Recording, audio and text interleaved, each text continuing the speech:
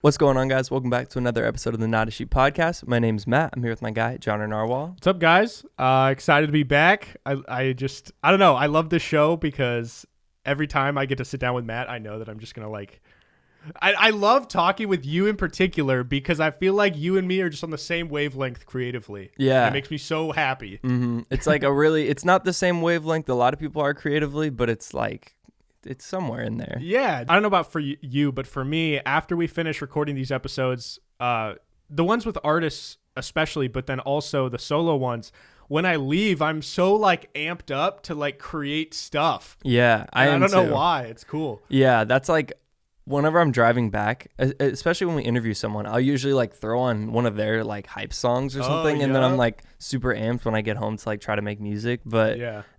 Speaking of music, this is a horrible transition. John's a believer.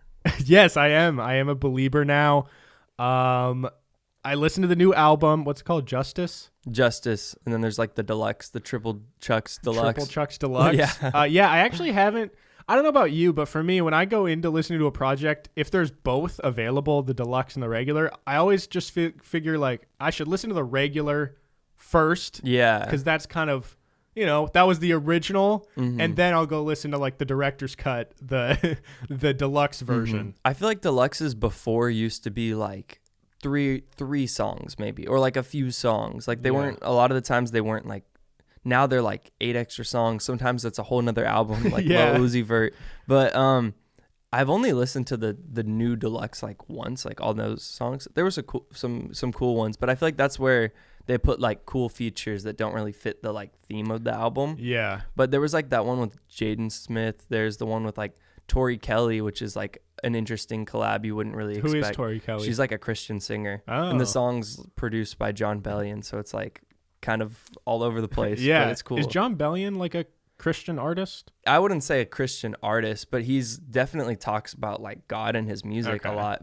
And he's also I think he's a fan of Christian rap, which is really funny. Or at least I know he's friends with Andy Mineo and Wordsplayed, who are Christian rappers, but he sometimes you'll see him wearing HGA merch, which is this guy KB, who's very Christian rap. I've heard, yeah, I know. His last album was worship songs but remixed into rap songs. I wasn't really a fan of it, but wait, so they would take a Hillsong United song and then turn it into some trap beat or something? Actually, and he's done that before in the past and it was pretty cool, but I just wasn't really a fan of the way the new album turned out, and I'm not really a Christian rap fan anymore. But anyways, John Bellion, he's kind of got a weird relation to the Christian world. He's got a big Christian audience, I guess you could say. Well, it was really interesting because you had mentioned that, I don't know, you said 6 or how many of the songs were written and produced by him? So I think he's involved with at least 8 of them now with the deluxe. A few are just production, but it's mostly writers credits. Yeah. Some of them both. But it was really interesting because as I was listening, I didn't even have to research. I just heard a song. Yeah. And I go, yep, that's a John Bellion song. Yep. And it's crazy because I don't even know the terminology behind music. You're not into production and stuff like that. You couldn't name the different instruments and stuff or the sounds and stuff that or what it is, but you can recognize it. Yeah, and I just know that yep, that's just his style. That if you took out Justin Bieber's voice, John Bellion could sing the exact same thing and it would be a hit too. Exactly. So that I just thought was really cool because it was that was one of those times when an artist's style is so evident that it just transcends everything. I could hear anyone sing that and I could probably say oh, John Bellion probably wrote that. Yeah, and I've tried to get better at stuff like that with production because certain producers have certain things they do. Pharrell, he's kind of, I don't know if he invented it, but when a song starts, sometimes it'll take the first little half of the beat or whatever to be boom, boom, boom, boom, and then it'll start a little 4-bar count in. Yeah. So he kind of coined that. That was his thing. And so all of his iconic beats have that at the beginning, I don't want to beatbox it, but the Snoop Dogg song where it's Snoop. Yeah. That. From the Sprite commercial. Right. What's that song called? We should probably know. It's a really famous song. Yeah, but, shit. That's a Pharrell beat, and that count in that comes in is was his iconic that was his beat tag before there was like beat tags. So stuff like that I've gotten better at noticing, but with like John Bellion and like writing and stuff, he's like the only person I've ever been able to like identify when it's him writing before looking it up. I've only done it a few times, like before this like Justin Bieber album, and obviously like after I knew he wrote the first 2 singles, like when I listened to the album, I was like looking for it. But yeah, and I'm sure there's other writers and artists out there that you know, if anyone listening has anybody like that where you just know when you hear something, like let us know, because that's super cool. And what do you feel like in your music, not in terms of the production specifically, is there anything that you do that maybe you haven't been making music long enough for people to really tell, like that's a Matt Mogg thing? But do you have anything in your production that you really have you just really like for whatever reason? There's certain like I don't know if like habit is the right word, but there's like things I do stylistically, like writing, that I feel like if you look at, because I see all the songs I make, I see all the ones that I make that never make the cut, I see all the ideas I start that never even get finished. And so there's like certainly stuff that like I do a lot of, and it's interesting how I see that versus what the people that listen to my music see, because they only see what comes out. And like, I don't know, stylistically I feel like what I've released is completely different from like what I've made, if that makes sense. So your releases are very particular.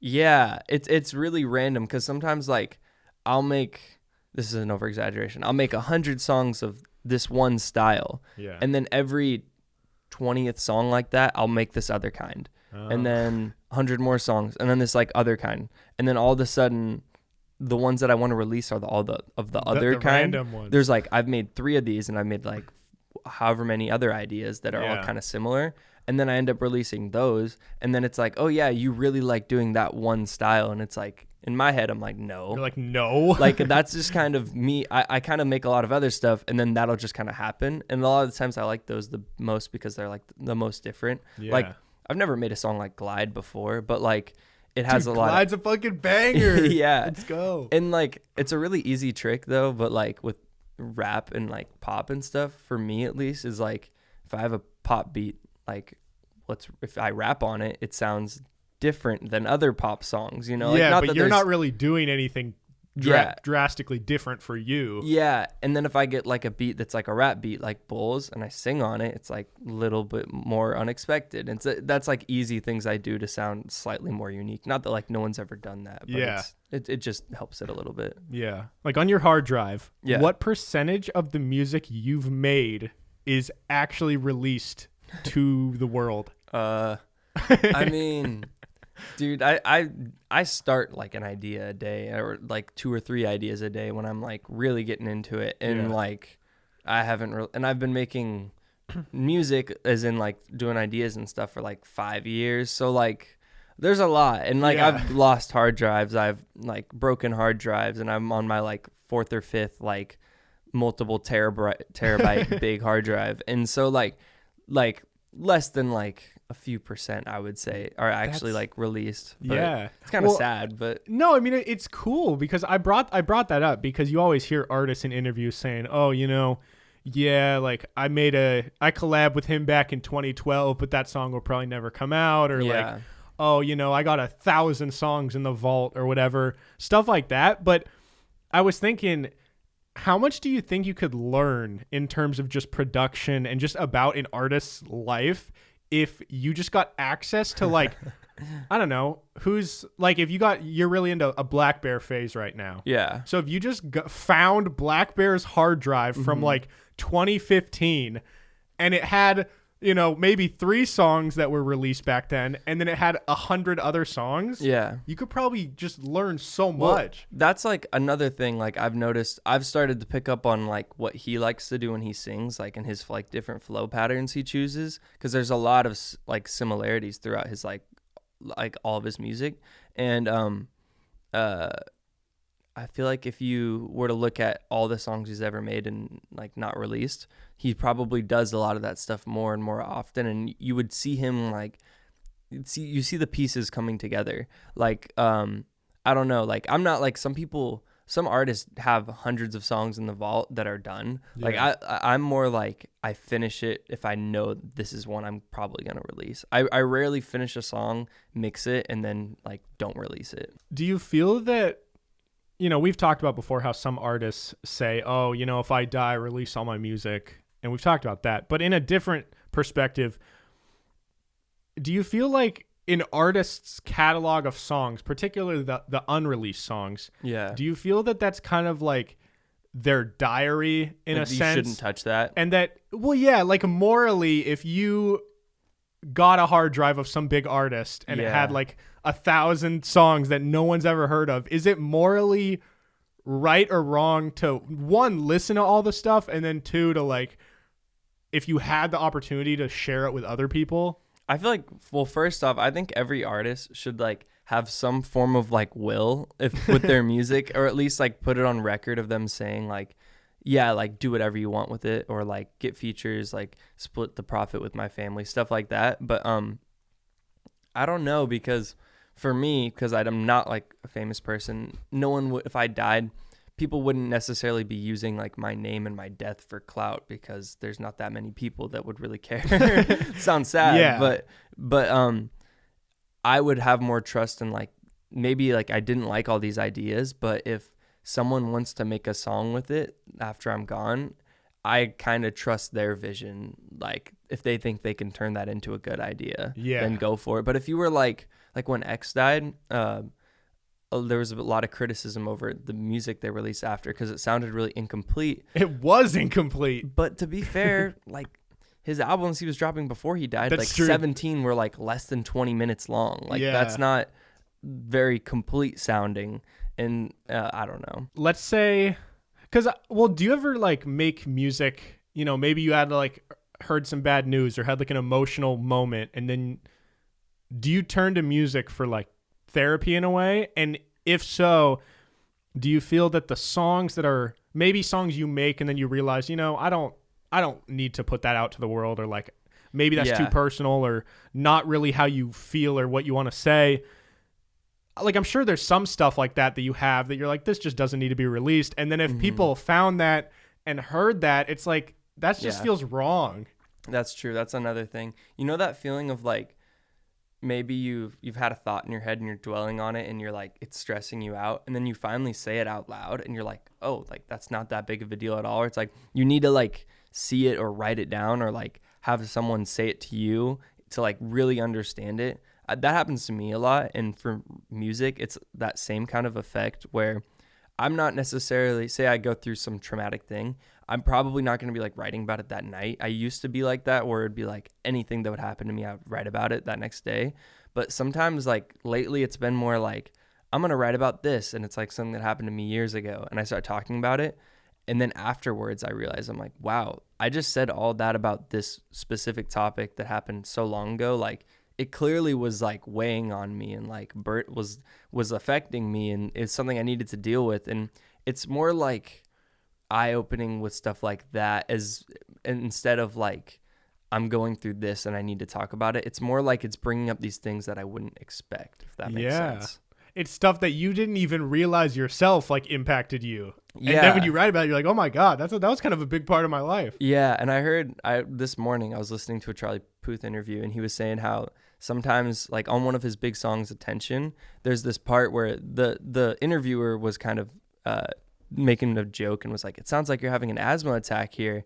And he's like, yeah, well, to be honest, like I was singing this part, and sometimes I kind of treat it like a method actor would. And it's like about, I think like a girl or whatever.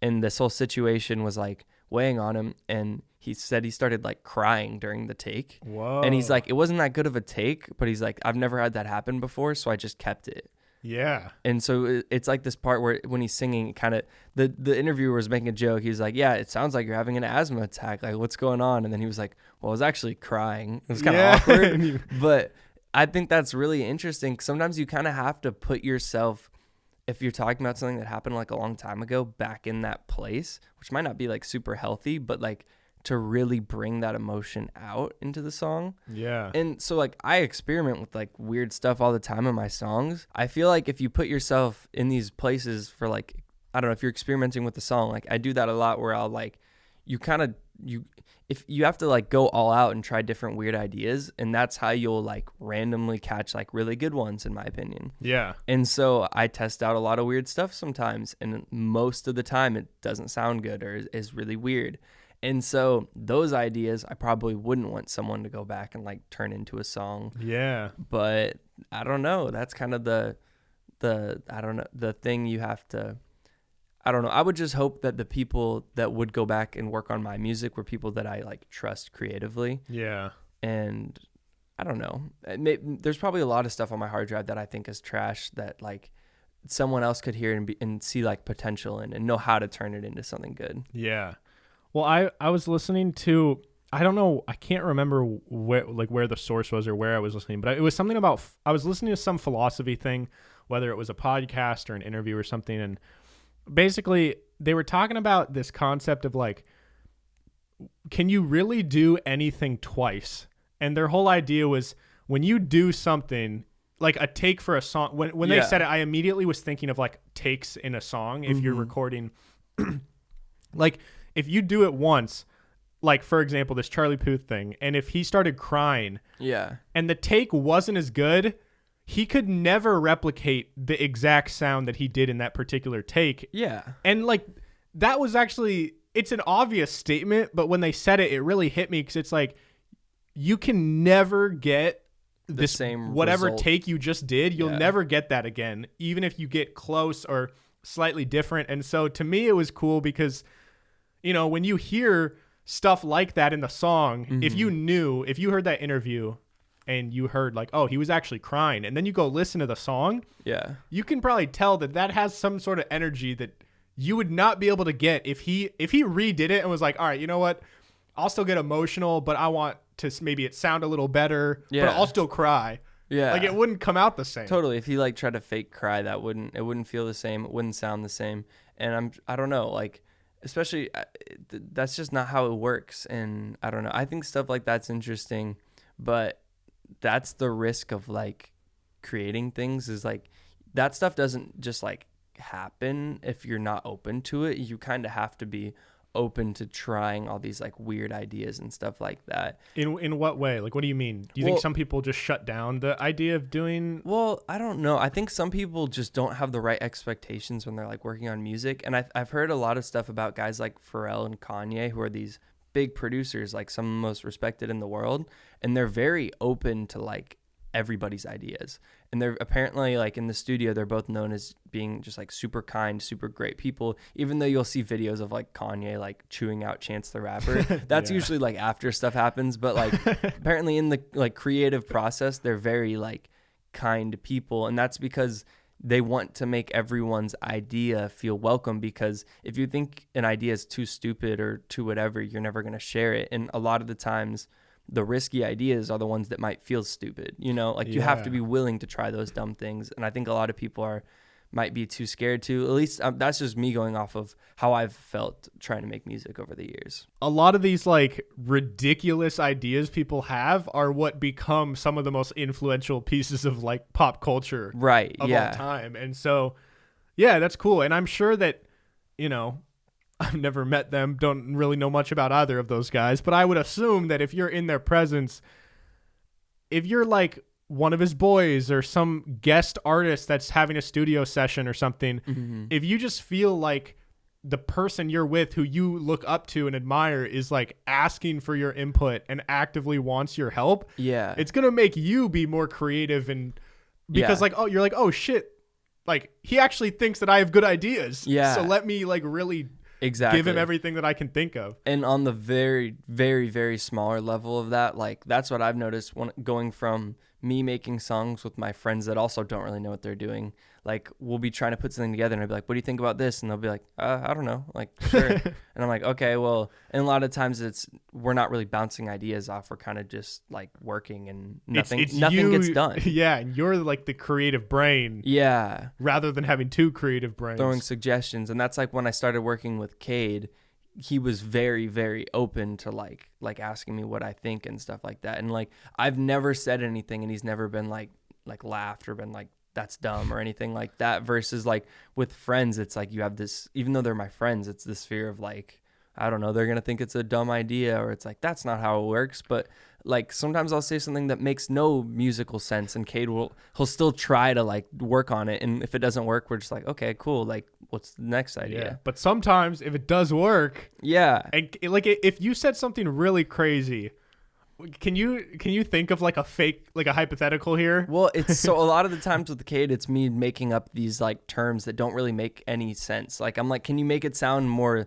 this? Like, and I'll make up like an adjective that doesn't make any sense. Like what? I don't know. Like well, this is like a decent adjective, but like we were working on a song and there was like a saxophone sample in it. And I was like it's too sexy, but like we gotta tone that Make down. It less sexy. Like that is more of like that makes sense. But a lot of the stuff we say is just like we're building this intro for the EP we're working on. And I'm like, yeah, it's got to sound more like cinematic and stuff like that, but without sounding like it's an NF song. You know what I mean? Like it's all these weird things trying to bounce off each other, but he understands the like language that I'm trying to speak, even when it really, like if you wrote it down on paper, wouldn't make any sense. Yeah, that's a big thing with art is not just understanding the art or like what people are trying to do, but also like the language in which you speak about your art, because that's like super underrated. Because if you're trying to talk to someone about your music, obviously I know like the very basics, and so you can talk to me and say certain things, but I guarantee that, like you said, if you're with Cade, you can describe what you want out of your art, and he could understand it way better than I could, or like Kyle or someone. And there's also like music producer and like engineering terms that like might sound like they don't make sense, but like, so if I say this needs to be warmer, that's like you need to bring out a little bit more of that low end without it sounding muddy, which is like the bad low end, which it creates a certain sound. And then sometimes you'll be like, okay, it needs to be a little bit brighter, which is bringing out the high end, but you also don't want it to be like too harsh, which is when you get those like S's and everything coming in too sharp and stuff like that. So there's all these different terms and stuff like that you kind of just learn from producing, and they have like specific meanings, like I don't know, like mud is like a really bad thing to like you want to avoid in your mixes, and you want to get that like 300 to 500 hertz range down, like blah blah blah stuff like that. But it's the same way where with video editing, like I can see something, I can watch a video and immediately tell like, oh, like it's too warm, or it needs to like it's overexposed or stuff like that. And it's probably the same way where you can probably listen to a song and immediately tell like, oh, they should have it's too muddy. No, actually, and all the time listening to, I mean, I'm not like a great engineer, so I'm not saying like my mixes are better, but like it's interesting to listen to big songs and hear how they approach certain stuff. One thing that I also wanted to mention that you were talking about earlier is when we were talking about, if you create a song in an emotional state, or if you are bringing up something in the past, you kind of have to go put yourself in that, in that mindset, I guess. And I don't know if this directly relates, but I'm going to try and tie it in. But so there's this one Hobson song that came out, like a single. I think it's called Alone With Me or something. Did you listen to it? Or not? And it's basically him. It's like a monologue to himself, like with the inner demons that he's battling, like thoughts that society and other people are saying about him and how he deals with that and all that. But at the end of the song, there's kind of this audio clip or this sample, I guess, from I think it's some Buddhist teacher or something. I don't know who the guy is, but he's basically saying you can have thoughts and like, but it doesn't mean that your thoughts are correct. So you can have any thoughts, and as long as you can like analyze and be aware and like accept those thoughts, but don't view them as like a good thought or a bad thought. It's just something that you think of. And he's like, I don't know. It was just this concept that I'd never really heard in that way. And he was basically saying, you need to learn how to like realize that your thoughts are not you. And that your thoughts, like, you can have a crazy thought that maybe might be horrific or fucked up or weird or like a bad thought, but it's not real. You know what I'm saying? Like and so I feel like, I don't know, do you ever think that in music if you're writing or like producing something, do you ever have like a crazy idea and you're like, I don't really even believe that, or I don't even know if that's how I feel, but it's like worth something to at least acknowledge? Yeah. Does that make sense? Definitely when you're like writing, like, I don't know, sometimes you think of something like, I don't even know if I agree with that, but there's such like strong emotion that comes with whatever like phrase or whatever I'm thinking of. And it's like more that I like relate to the feeling of what that saying would be. Yeah. But like the actual words, I don't necessarily agree with. And that's what I noticed with a lot of music is like what I like love is it could be a song telling this story that's like way more exaggerated than what I could relate to, but the feeling of it, like you relate to.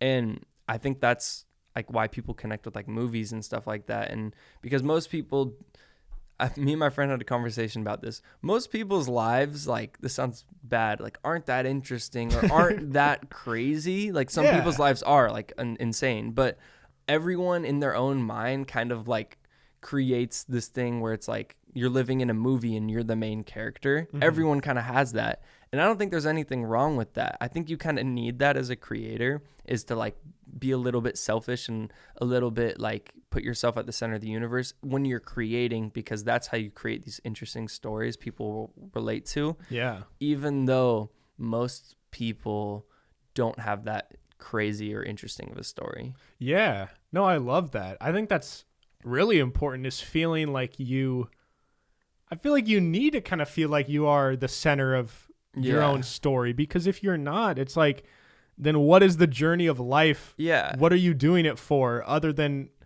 you know, I view my life as this movie, and I'm in like the first act right now. Yeah. And like there's some big thing coming. I don't know what it is, but hopefully it'll happen. But no, that's why I love, I mean, movie directors, but also artists, where you listen or you watch whatever they create and you know that like they're sending a message about the way they view life through their art. It's not just, you know, an entertaining action movie that's crazy, but it's also like, oh shit, that's an entertaining action movie with like themes and morals about how this director views life. Yeah. And I'm sure that, you know, with artists, I've definitely felt that connection. And I'm sure, you know, I don't know if you have a specific example off the dome right now, but I'm sure that, you know, that's probably why you connect with artists, is because you can tell that other than what their lyrics are literally saying, you can just tell that like their worldview is kind of put into the song. Yeah. Well, I saw someone the other day say this thing, and it was this girl I know, and she was like, I don't trust anytime I meet a guy and I find out he listens to Blackbear, that's like a really bad sign, because his music is so like toxic relationships, like crazy stuff all over the place. Yeah. And I'm like, why do I like his music? And I think it's because like the emotion behind it is so strong that like I relate to that more than like, I've never had a girlfriend cheat on me and crash my car. You know what I mean? Stuff like that. It's just like the feeling behind it feels so like genuine. Yeah. And I don't know, that's how I kind of think about like music, is like they might not relate to this exact story, but if I'm being true to the story and like expressing the way I feel, they might relate to the way I feel about it, not what actually happened. Yeah. And a lot of these artists that have these crazy, you know, Blackbear, like you said, is all these toxic relationship songs. Yeah. But oftentimes that's not even their reality. Like Blackbear has a kid, and is he married, or is it like a girlfriend? He's got a girlfriend, but yeah, he's got a kid now. And like, if you listen to his last album, that doesn't really sound like that. I don't think he's ever like talked about his kid in his music. Yeah, but it doesn't seem like he's this guy who's at least currently not in like this toxic. Yeah, and that's some people will hear that and be like, that's so fake. Like, why would you have to talk about what's currently going on in your current life? But it's like, he's probably just making a lot of music reflecting on past stuff. Yeah. And it's more, he's making music that he knows people are going to relate to versus like being a dad. Yeah, you know what I mean? Like, yeah, if he makes a song about changing his kid's diaper, it's not that relatable. It's different. Yeah, like certain people are going to relate to it, but I don't think there's anything fake about doing that. Yeah, no, I agree. another thing that Matt and I, before we started recording, we were talking about this, and I was like, wait, just shut up. Let's save it and talk about it on the podcast because it's kind of an interesting topic. But basically, the other day on PIMS, our other podcast, shameless plug, go check it out. Kyle and I were talking about how eventually I think there's going to come a day where these softwares, whether it be Logic or Premiere or whatever you use for your art, the algorithms get so good and they know what people want to where there's presets where it can just edit or mix or produce things for you. Yeah. And Matt and I were just kind of talking about what that could lead to. Yeah. So initially, what are your thoughts on that? On like if that became possible? Well, like what we were talking about is like it's kind of already becoming a thing. Like there's this company, Isotope. They make all these plugins. Like Ozone is this mastering plugin. You mix your song, you throw it in the mastering thing, and it'll master it for you, or at least get like an idea started. Same with this website called Lander. You can upload songs and it'll master it for you. Do you use Lander? I used to use Lander when I first started. I use Ozone now as like part of my mastering chain, but then Isotope also has a plugin called Neutron, which will literally, you can throw it on a track, tell it that it's like a piano track, and then it'll mix it for you. You can throw it on every single track on your mix and then do a setting, and then it'll like level it for you. It's like already getting a rough mix on it for you, and it's like it's computer generated, like it's a plugin. Do you do fine adjustments? Like after the plugin works, it's magic. I don't really use Neutron that much. I use like it more for you can adjust it. I like it more for if I have like a guitar in a song. Like I'm not like, I don't know all the certain different frequencies, like what to bring out in a guitar, and so I'll kind of throw that on it and see how that sounds, and then tweak it from there. But I use like Ozone's like automatic mastering thing, which is kind of crazy because that like 20 years ago, like a mastering engineer would look at that and think it's like magic, you know? Yeah. And so I don't know. Matt and I were just thinking about if this does become a reality to where, you know, you literally don't even need to bother producing. You can just like, maybe I'm sure the algorithms would have like maybe different presets where it's like, all right, I want a beat that sounds like Lil TJ and Polo G, but and then it can just create something that's never been made. Yeah. And maybe it has some algorithm, some system to where it literally can search like the history of all songs and produce something that hasn't been made. I bet that won't be that far away because a lot of these beats are very like formulaic. Like I think it's not that far away to where like FL Studio will probably create something where you type in a preset and it'll just create it for you. Because there already are stuff like drummer tracks in Logic where it'll have like a few different like adjectives and you can kind of like put them in, and then it'll create like drums and a bass track for you. It's not very good, but like I'm sure it'll get better. And if they focused on something like that, they could run the whole like type beat world like out of business, because then people just need a program and they have a producer. Yeah. And I don't know, like what happens if art gets to that point? Because to me, maybe this is just like, you know, an old head boomer thing to say, but it takes the art out of it. Yeah. usually I'm down to embrace innovation and technology that like makes your life easier.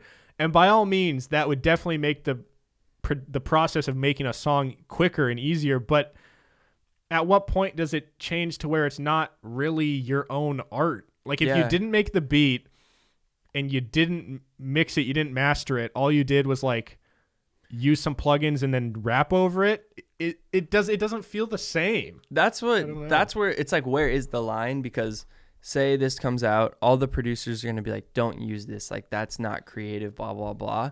But then let's say you're a YouTuber and you want like a lo-fi beat to put in the background of your vlog.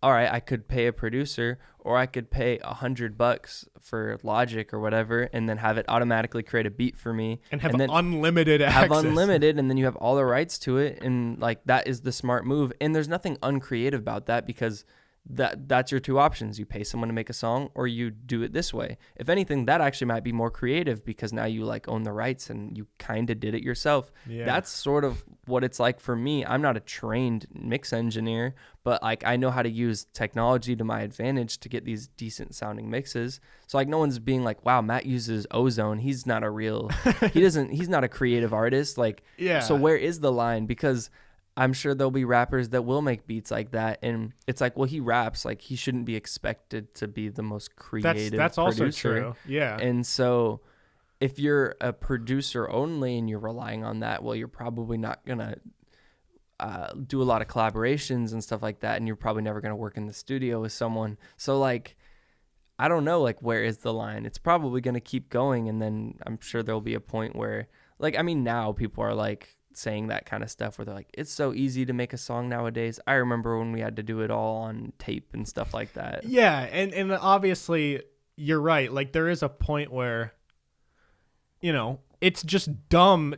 Like if right to now not embrace it. Yeah, to not embrace the technology. If you're like, nah, screw that, I'm gonna go make a song on tape. Yeah, and just be like, why? There are advantages. Like some people will do like songs like analog, and like Kendrick Lamar's "To Pimp a Butterfly," like it was all recorded in a really specific way, which brings out this sound you can't really recreate. But if you're limiting yourself to that, like it's not like Kendrick does all of his stuff like that. He's willing to embrace new technology.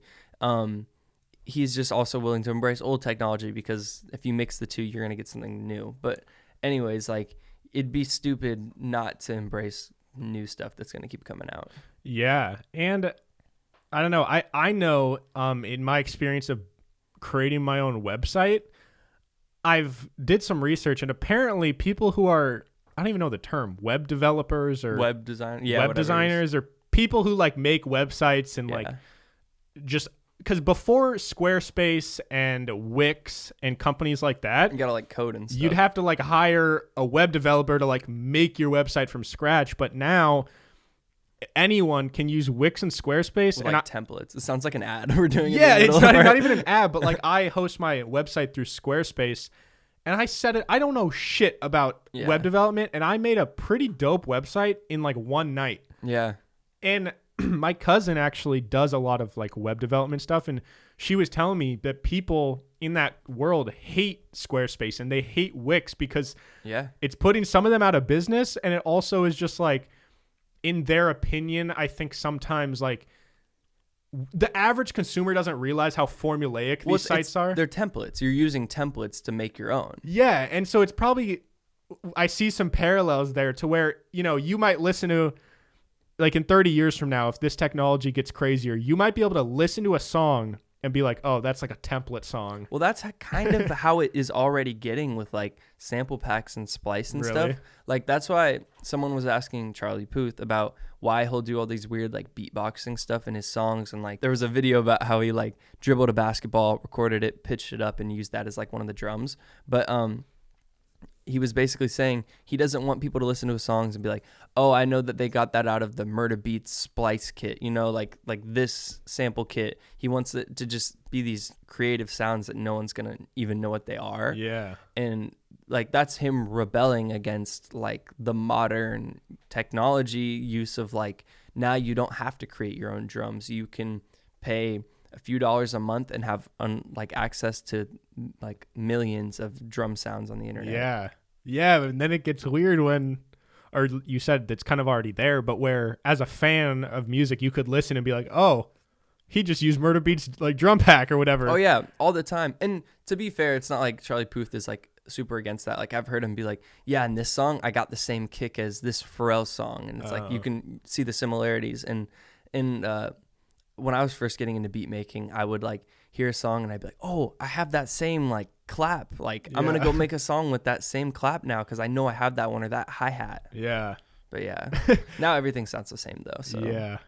I know. Do you try and rebel against the, I don't know, like when you say everything sounds the same, does that, do you ever worry that like your music would like sound too similar to something else? Sometimes I'll be making beats though, and in like drum sounds, like for trap beats, like a lot of them sound the same, but it's not necessarily like a negative thing in my opinion. Like I don't know, you'll listen to Justin Bieber song Intentions featuring Quavo from his like last album, not the newest one, but like it's got these trap drums in it. It sounds like something you would hear off of I don't know, like I guess the Migos album, because it's Quavo, but it's not like people are gonna hear that and be like, that sounds like this specific song, even though they might be the exact same drums, because it's just the drums. But like sometimes I'll be making a song to be like, I want that traditional clap that you hear in every song, because I think that'll fit perfect. And then sometimes there's guys like Anthony Cruz, 1995, his drums, a lot of them are like these trap sounding drums, but they're really unique sounding. And a lot of them he'll name after, like, I think one of them was like the Roswell kit, which is like the alien landing in like Vegas or whatever, they're Nevada. But when you hear these sounds, like that name like fits perfect, because they're like these cool, I don't know, unique sounds. So sometimes it does make more sense to have these like out there crazy sounds in there. But sometimes if the melody is like different and unique enough, then you want like something more grounded and familiar. Yeah, and the things that are familiar, they're familiar for a reason, because they sound good and they work. So it's not like that's necessarily like a bad thing. Yeah, and a lot of the drums I use are more like, it's funny because I was just dissing it as a joke, but like the Murder Beat Splice kit I really like, because the tone of the drums, like they fit really well, like mixing wise. Like the kicks, they don't sound like anything crazy, but they fit really well over 808s, and that's a big problem for a lot of people, is like finding an 808 that doesn't overpower the kick, and also a kick that doesn't overpower the 808, so they can like work together. Because they're both in that like low frequency range. And I just like the way those feel, even though like a lot of the claps and the hi-hats sound like something you hear in every song ever. But like the way they fit in the mix is better than another kick that sounds the exact same, but this one just, for whatever reason, the way he made it just works a little better. Wow, I'm learning so much about music production. No, that's super cool. I always wonder, like, I feel like a lot of people who listen to this are probably artists to our show, or either artists or just people that are like me who don't make music, but they're very interested in music. And it's, I don't know, it's so cool because I learned so much throughout the last like few months of doing this show. It's just crazy that in 2.5 months it'll be a year. Because like 50, we've missed I think 2 weeks of uploads. So 50 will be the 52nd week of the show. Well, I wanted to ask, we were talking about like here, like feeling like you're the like main character and stuff. You're doing a thing. This isn't music related. Where you're watching every single superhero movie from 1989 to current day. So okay, yes, I started this movie challenge, and I wanted to tell everyone who listens to this show about it. Basically, all my friends kind of criticize me because my buddy Kyle and I have said on PIMS many times that we're not really a fan of the superhero movies. I've seen some of them. I've actually seen 10. And I tracked them. And the 10 that I've seen, you know, they just didn't do much for me. But all my friends really get mad at Kyle and I because they always say either you hate on them just to hate on them and you guys just like to hate on them, which I think at the very beginning that was the case. I just thought it was cool to shit on the popular stuff. But at this point, I've seen enough to where like I want to like them. I'm not hating on them just to hate. I just like have never felt much from them. Anyway, so that's one criticism. The other one is you've never even seen them, so how can you possibly say you don't like them? There's so many though. But like I think that's a fair criticism from my friends. They're like, well, how do you know you're not going to like the Captain America movies because you've never seen any of them? You've only seen some of the Spider-Man movies or something. Which is fair. But anyways, and also just for content's sake, like if TikTok wasn't a thing and our podcast weren't a thing, I probably wouldn't do this. But basically, I had my friend help me create a list of every movie that came out from 1989 to now. I chose 1989 because that's when the original Batman trilogy came out. But now I've posted the first video and it actually blew up. I don't know if you saw this morning. It has 400,000 views, and I gained like 15,000 followers. I saw last night, and it was at like I think like 10K, and I was like, dang, it's doing good, dude. Yeah, I have like 17,000 followers now because let's go. It's just a bunch of superhero fans saying, "Oh, I want to follow you on this journey." That's dope. And a lot of people said like, "I envy you getting to experience it." I said this a while ago, and I think the biggest thing of why I'm disappointed that you and Kyle aren't like into it is. It's not that I'm like, these are the best movies, you have to watch them.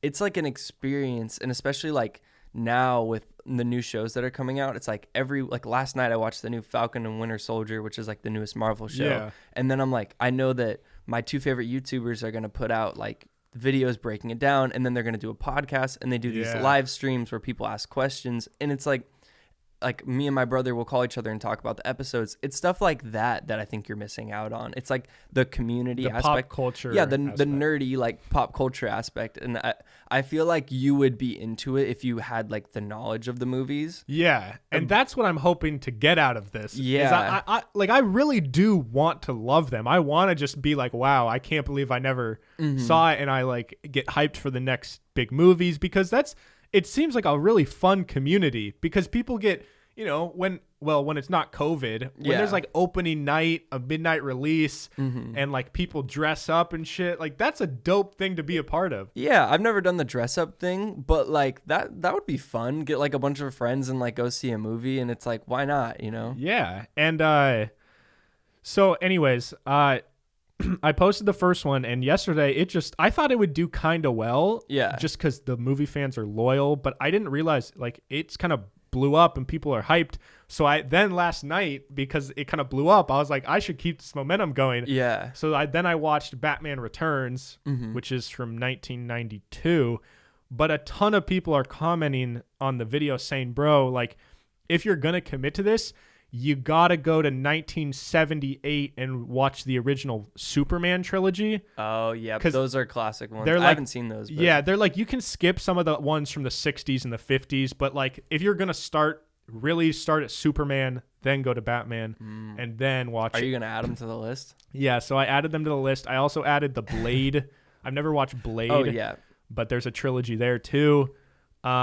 So yeah, I think now there's like 77 or 78 total movies, and I'm going to document it on my TikTok. So what pace are you going to go at? Are you trying to do like one a day? I mean, depending on how, like if I keep getting a ton of like, if it keeps going, you might as well blowing up. Like if I post this one today and it's like the second Batman movie and it gets like 20,000 likes, I'll probably do like a couple times a week. Be smart about it too. Cause like, what was I going to say? I was during like WandaVision, I went back and rewatched all the Marvel movies like her and Vision are in, just to kind of like refresh my knowledge or whatever. And what I would do is I'd watch them like on Disney Plus, but like I would watch it on my phone and like go run on the treadmill. Like you can, I mean, obviously don't like do it when you're driving, but like find like ways to kind of like replace like when you would listen to a podcast with that. And stuff like, yeah. There's ways to kind of get around. Like you could watch a couple movies in a day and not waste that much time. Exactly. Yeah. Cause I spend a lot of time throughout my day. Like I'm a huge YouTube consumer. Yeah. So I definitely spend at least an hour and a half a day on YouTube probably. Yeah. So if I just replace some of that with like, all right, I'm going to watch 30 minutes of this movie now, pause it, and then watch the rest of it later or something. So I know there's some movies you have seen. Like I know have you seen all the Dark Knight ones? Yeah. So I've seen, I've seen The Dark Knight, The Dark Knight Rises. Have you seen Batman Begins? That's the first one. I haven't seen Batman Begins. Okay. But I saw The Dark Knight and The Dark Knight Rises. I've seen, the original Spider-Man. I've seen Venom, Aquaman, which both apparently were not well received. I saw Thor Ragnarok, which I think that's a funny one. That one was like, you could watch that without the knowledge and like still enjoy it. Yeah, that one I kind of got, like I understood that one better. And then I watched, Into the Spider-Verse. I think there's a few more, but it's just like, I don't blame, like, I probably didn't enjoy them as much because I had no idea what the fuck was going on. Right. Like you definitely will enjoy it more. Like I remember my brother Chris was like, he would watch the Avengers movies when they came out, and he's like, yeah, they're all right. And then like one day, I don't remember what I was watching, but I think I was watching like Infinity War, like on my own, just rewatching it. And he like sat down and watched it with me. And I was kind of like, he always gets pissed at me if I pause a movie and like explain stuff. But I noticed every time I was doing it that specific time, he was like, oh, really?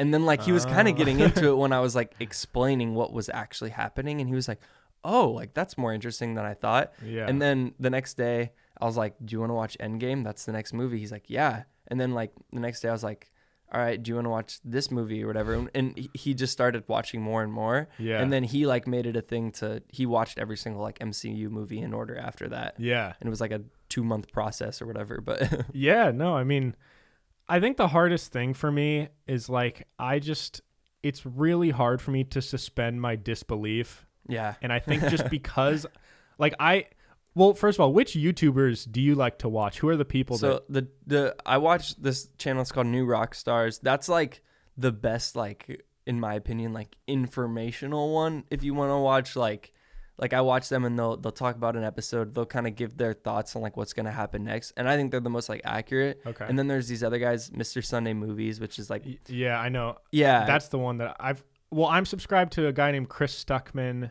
and then Jeremy Johns or something. But then I also found the Mr. Sunday Movies recently. Yeah, he's like, him and his co-hosts like Nick Mesa are like I think they're really like entertaining. They're not as like accurate on like predictions and stuff like that, but they do everything like comic book, like superhero related, and they're just like the funniest to me. So I always listen to what they have to say too. Yeah, I just think like the hardest thing for me like going into this is I don't know.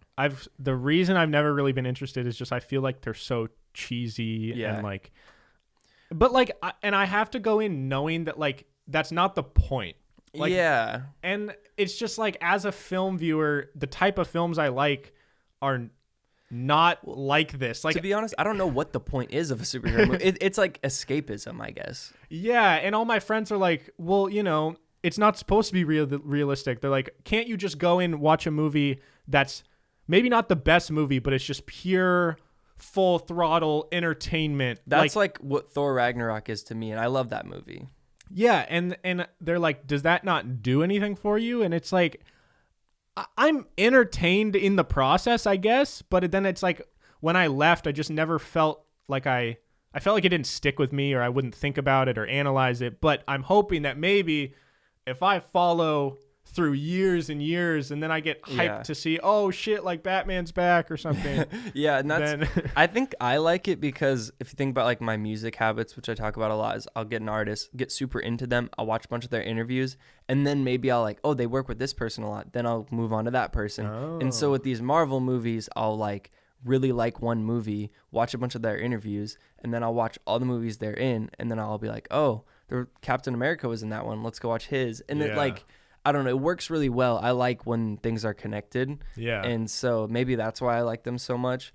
But I don't know. I think there's a lot of old superhero movies which are trash. And there's some new ones that are pretty trash. Like Venom, Aquaman I thought was all right. But a lot of the other like DC movies that are in that universe are like hated on a bunch. Yeah. Superhero movies are like very criticized by the film world. And because they used to not be very good. But I think the new ones are like getting better and better. And I think there's in the same way, like old heads in music will criticize whatever young people are doing because it's different. Or I don't even know, because it sounds like a certain way. I think people criticize new movies because they're like big budget and have a lot of like CGI in it. Yeah. But it's like, it's to the point now where CGI is very realistic. And like Avengers Endgame, like people are arguing like, oh, it doesn't deserve all this recognition it's getting and stuff like that. But I don't know, like maybe it is like getting a lot better in the film world than, I don't know what I'm trying to say. No, I agree. And I just never want to be in anything in my life. I don't want to be that guy that's like unwilling to, you know, be wrong. Yeah. That's never like a cool trait, is when someone like, they don't like something and they just refuse to realize like, okay, maybe I was wrong and now I have a different opinion. or be like a purist about. Yeah, it's just stupid. Like I hate the gatekeeping purist stuff where it's like, oh yeah, dude, like the movies from the 90s were way better. And it's like, maybe you just feel that way because of nostalgia. Maybe they're not better and stuff like that. So I'm going into it. I'm hopeful. I'm optimistic. Would you recommend, because there's been kind of a debate in the comments of that post, I currently have it set up to where the MCU movies, there's like 23 of them or 25 or something, but I had them set up in order based on the storylines, not based on release date. Yeah. And a lot of people are saying, dude, just watch them in release date order because the pre and post credit scenes will like make more sense. That will be confusing, but well, for the most part, the release order is close to the timeline order. Oh, really? For the most part. There's like, so the first few movies, if you watch Captain America, which is not the first release. I'll just pull up the list. That's the first in the timeline is Captain America, because it takes place during World War II. Yeah. But it came out like 3 years after the first one came out, Iron Man. And so it's really and they're meant to all kind of, they all end at a place that brings them all together. That's not really a spoiler, but that isn't going to change much. The end credit scenes are going to throw you off, but there's like a few, like Captain Marvel, which came out right before Endgame, so it came out in like 2018 or 19. That takes place in the 90s, so like that will kind of throw it off a little bit. Yeah. But so do you recommend that? It's mostly in order. Okay. What do you recommend? I'm currently actually watching them in timeline order, and I like it. Timeline meaning not based on release date. Not release date. Okay. Yeah. And that's mainly because which one are you on right now? I have a list here, so it goes. I'll just rattle off real quick. Captain America, the first Avenger, Captain Marvel, Iron Man 2, then the Incredible Hulk. See, that's kind of where things get weird because like the Incredible Hulk came out in like 2004 or something. No, 8. There's a few different Incredible Hulks. I don't know if you're gonna watch the old ones, but that's gonna be confusing too because they recast him from the 2008 one to 2012 with Avengers. Yeah. To Mark Ruffalo, but I actually haven't seen that one in a long time, the Incredible Hulk, but I just have Disney Plus, and they have all of the Marvel movies except for Spider-Man and that one, I think. But anyways, I think I'm on so I watched a few random ones. Like I watched the ones with Wanda, and then I was like, oh, well, Captain America's like his show, or the Falcon and Winter Soldier, which has to do with Captain America, is like, that show's about to come out. I'm going to rewatch all those ones. And then I was like, well, I might as well just watch all of them now and skip over the ones I just watched. And so now I'm like, I think I just finished like Guardians of the Galaxy 2, which is like 2014. But then I also finished, I don't know. I think I'm like in the 2017 era of Marvel. But yeah. Okay. Yeah. Well, yeah, guys, I'm excited. If anyone wants to follow along, follow my TikTok at Hey Narwhal. Yeah. And I'll be posting hopefully a lot of them if people keep enjoying it. Yeah. And other music news. This is kind of random, but I feel like we should talk about it because it's like such a big thing right now. Maybe it won't be by the time this episode's out. Okay. But the world is freaking out about Lil Nas's shoes. Yeah, dude. His music video. Yeah, so I actually haven't seen the music video. All I heard was that he released shoes, and then there was like human blood a little bit in the shoes. So what's the deal? So I think the whole story is this. Like, he's got the song, puts it out. In the music video, it's him like falling from like heaven to hell, and then he this is the controversial part. He like gives Satan a lap dance. Okay. Yeah. It's clearly not meant to be taken like super seriously. Yeah. It's like really funny, but and then to go along with it, they like release these shoes. They're like Nike Air Maxes with, I think they're Air Maxes with they're like red and they have a pentagram on them. So all the religious people got really scared, and then they put a drop of human blood. Whose in blood? The shoe. That's but what I want to know. The creators did. So like the people making the shoes, not Nike. It was like a partner company that like does these cool like, I don't know, custom shoes. The creators themselves like offered to put their own blood in. It's not like they were taking it from like kids or like dead bodies. Strapped innocent And that's where people were like freaking out.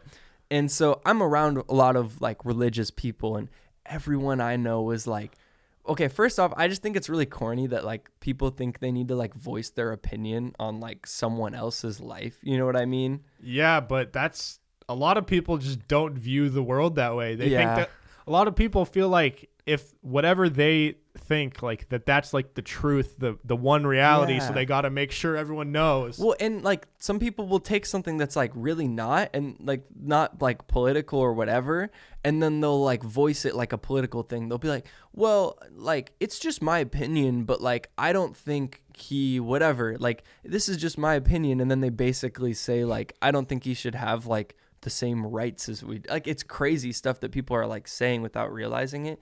But anyways, I just wanted to say I think the song's like amazing. Like it's a really dope song. Yeah. And it's produced by like a few different people, but like Take a Day Trip are like two of my favorite producers from the past few years. And they've done like most of Lil Nas's music other than like Old Town Road and a few songs on his like EP.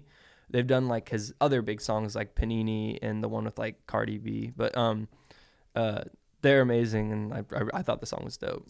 Yeah. No, I mean, it's just so weird that people get so worked up about like other people's art. It's not like he's, running some campaign about pro-Satanism and like harming innocent. It's just, dude, it's a song. It's a song. It's the same way like I could make a meme video. Like I don't have the following that he does. Yeah. But I can make a skit dressed up as Satan and like cut my arm and like what's that? There's not that much different. No, yeah, and that's the thing that scares me is like people I know and like respect were saying stuff like I'd be like, well, I know, but it's not meant to be taken serious. Like he's not.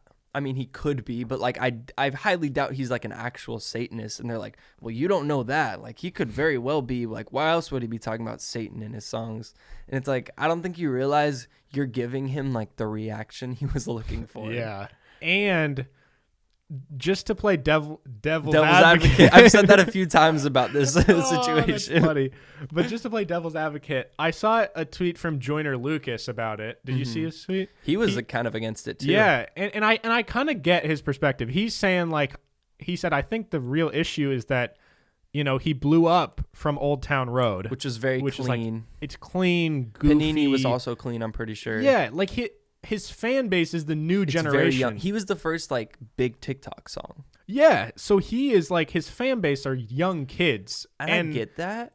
But like, if he's just gonna be, even if he's not idolizing Satan, but even just the fact that it's like there, I could kind of see how as a parent you'd be like, I don't want my kid watching. But this. Yeah, I get it. I get this. Like, it's definitely concerned because the video is like very sexual. But I think people are taking that and they're making it more about the fact that he's gay. And I think people have these like hidden agendas when, not saying Joyner Lucas does, but some people are having these hidden agendas about like, I don't want my kids listening to Lil Nas. And it's like, well, they also listen to Drake talk about like popping Xans and stuff like that. Yeah, that's very true. So like, is it the fact that he's singing about a guy in his songs? Is that the thing? Like that's how it kind of comes off to me. Maybe you don't want your kids to listen to him because you don't like that he's gay or something, rather than the fact that. And there's no way to really know someone's intentions when they're saying stuff, but that's where I don't want to like. I know some people that liked Lil Nas and liked Panini and his EP he dropped, and then they found out he was gay, and they were like, I've never listened to him, and it's like, dude, come on. Yeah, no, I mean, I totally agree, and I think most people that probably listen to this show agree. Yeah, it's like, dude, let him do his thing. Who gives a shit? It's not meant to be taken serious. Yeah, and I mean, listen, I that's not to say that if I had a kid and I got home one day and my kid has Lil Nas like devil music video, I get it. I'd probably be a little thrown off and be like, why is my 7-year-old kid watching like fucking Satan and shit? But listen, I haven't even seen the music video, so I don't even know. But it's just like, I think it's a very goofy video too. So it's not like I mean, some people might look at him and be like, oh, this is Satanism and concerning. But like, in my opinion, when I watched it, I was like, this isn't him trying to give a realistic portrayal of Satan. You know what I mean? Yeah. And like, he has the right to make whatever he wants. And if you don't want your kid watching it, or if you don't like it, then don't listen to it. But it's Yeah. just silly to say like, oh, he can't or shouldn't do this. It's like, no, he can and should do whatever type of music he wants. And Yeah. if you don't like it, then don't listen. Exactly. That's the whole thing about being an artist is like sometimes you got to go these new directions and people are going to hate it. But that's another thing. People call him a one-hit wonder. I don't think they realize how successful like he's had. So Old Town Road is technically like the most successful song of all time. Really? Yeah, Wow. like stream wise, it's like the most streamed song of all time or something like that. Panini is like triple, quadruple platinum or something like that. I'm assuming the song with Cardi B, which has a remix with actual NAS on it that he performed at the Grammys, I'm assuming that's like at least platinum. This is probably going to go platinum like very quickly. His whole EP that he dropped did pretty well. Yeah, right? and he won like 3 or 4 Grammys. Like he is technically the probably most successful new artist of the last 10 years, arguably, for where he is in his career. Yeah, man, it's crazy. And he really knows how to just, like, he's just always on top of social media. And that's huge. Is like, he's always popping off on TikTok and Twitter. And I saw him say when he put out Old Town Road, he was like a nobody, like probably as small as me, maybe a little bit bigger. And he was saying how he had no money to pay for any playlisting or promotion, and so he made as many memes as he could, and that's literally what started the trends for Old Town Road and made it the biggest song ever, with remixes with Billy Ray Cyrus. Yeah I know, crazy. Shout out Billy Ray. We got him and his mullet up on the wall up there. The GOAT. Never heard that album. Never listened to it, but anyways, guys, we should probably wrap it up here. It's been a solid episode. This has been super fun. Yeah, if you guys have any artists that you want us to interview, whether it be Lil Nas or Joyner Lucas, we'll send them DMs and they'll never see them. yeah, we'll just DM Lil Nas and get him on the show for sure. Anyways, be sure to let us know. You can message us at Nas Podcast on Instagram. So yeah, Matt, where can the people follow you and check out your music? You can follow me on Instagram and Twitter at @TheMattMog, and then if you just look up Matt Mog on whatever platform, Spotify, Apple Music, you'll find all my music. Sweet. You guys can follow me at Hey Narwhal on Instagram, Twitter, and TikTok in particular. Also, like I said many times, we have this other show, Peak to Middle School. That's all linked down below. Go check it out. And with that being said, we'll see you guys next week. Bye. Peace.